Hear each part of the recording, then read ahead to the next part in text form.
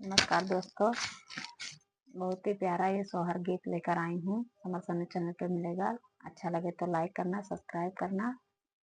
ललना लाल हुई है फुलवा के दीपा के, मनवा में आस लगल हो।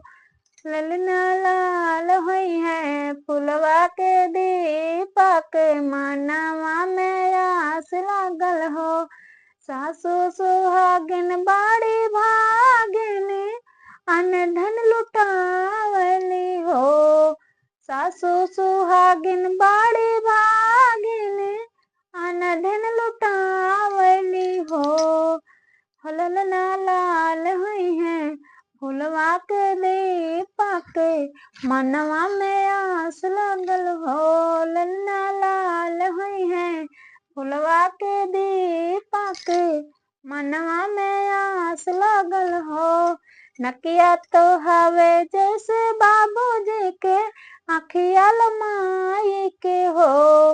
नकिया तो हवे जैसे बाबूजी के, आखिया तमाई के हो।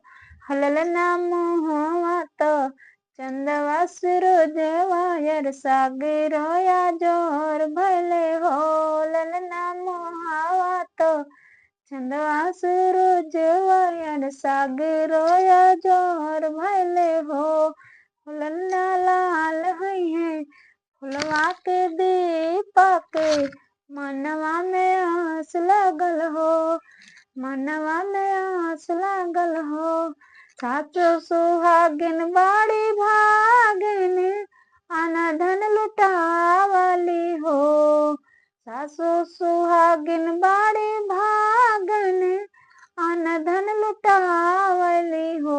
ललना लाल हुई है फुलवा के दीपक, मनवा में आस लगल हो।